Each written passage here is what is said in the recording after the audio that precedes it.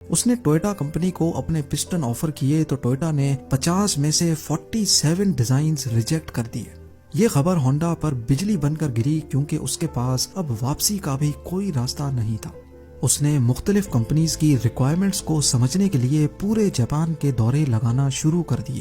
الگ الگ فیکٹریز میں گیا، کار مینوفیکچررز سے ملا۔ اگلے کئی سال اس نے مارکیٹ کو سمجھنے میں لگا دیے اور اس کے بعد ہونڈا نے ایک بار پھر سے پسٹن بنائے۔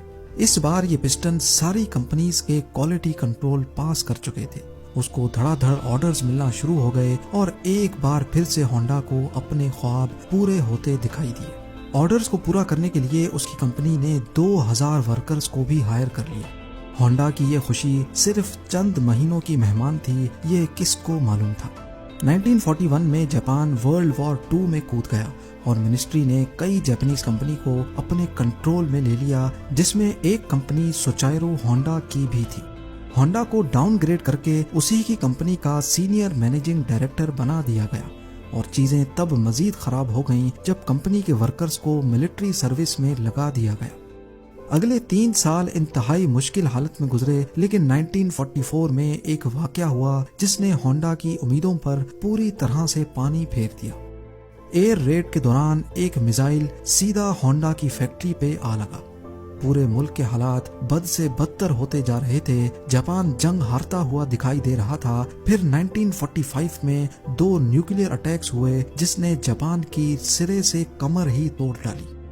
اس واقعے کے بعد جاپان نے امریکنز کے سامنے سرنڈر کر لیا۔ جنگ تو اب ختم ہو چکی تھی، لیکن ہونڈا اپنا سب کچھ کھو بیٹھا تھا۔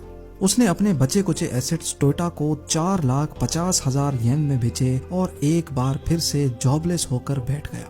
یہ حالت صرف ہونڈا کے ساتھ ہی نہیں تھی، بلکہ پورا جاپان بہت برے کرائسس سے گزر رہا تھا۔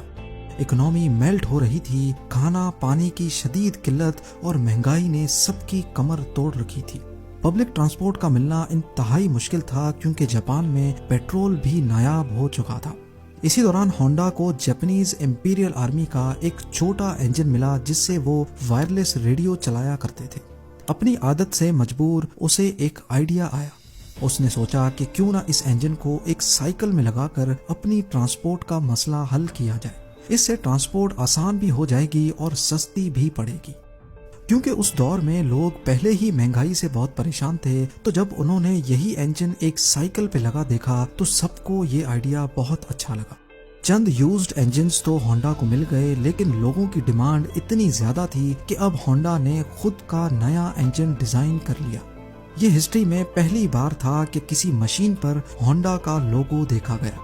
ہونڈا کے پاس اتنے پیسے نہیں تھے کہ وہ ماس لیول پہ یہ سائیکلز بنا سکے۔